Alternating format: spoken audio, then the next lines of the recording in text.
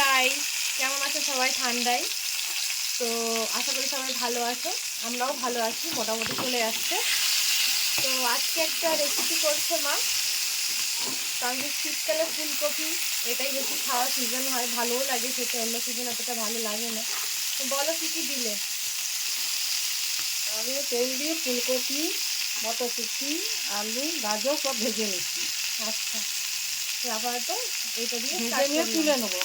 আচ্ছা, তো এই যে এটা যা ছিল সবজিটা, ফুলকপি, আলু, গাজর, তো মটরশুঁটি এগুলো সব ভেজে নেওয়া হয়েছে। এরপর দেখা যাক বাকি রেসিপিটা কি হচ্ছে। তো এখানে কি দিয়েছো? কালো জিরে, তারপরে সাদা জিরে, আর চন্দনী, শুকনো লঙ্কা, তেজপাতা, শুকনো লঙ্কা, এরপর দেবো পেঁয়াজ। এই যে পেঁয়াজ দিয়েছে, এই পেঁয়াজটাকে ভালো করে ভেজে নেব। পেঁয়াজটা একটু ভাজা ভাজা হতে স্বাদ অনুসার হলুদ, স্বাদ অনুসার নুন, জিরে গুঁড়ো,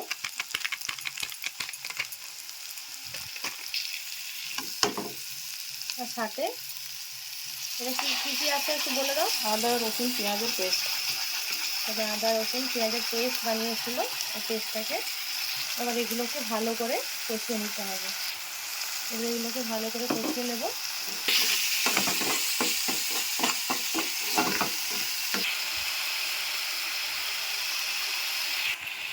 এরপর কি দিলে? এটা শুকনো লঙ্কা, তাই তো?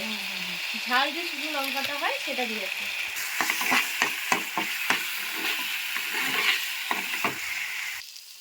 এটা কষিয়ে নেওয়ার পর কালারটা এরকম এসেছে। এরপর এতে একটু জল দিয়ে দেওয়া হবে।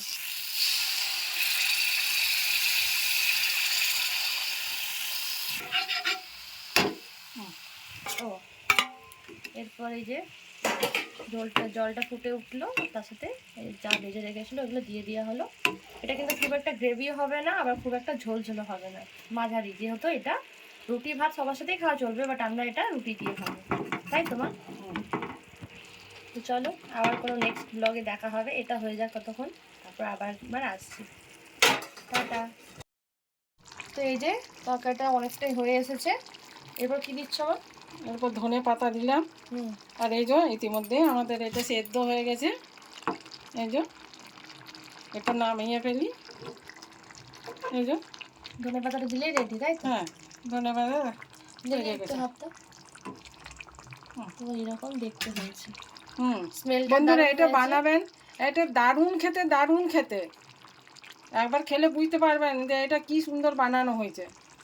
তো চলো এখন তোমার মতন টাটা, অন্য কোনো নিউ ভিডিও আবার দেখা হবে। সবাই ভালো থেকো, সুস্থ থাকো।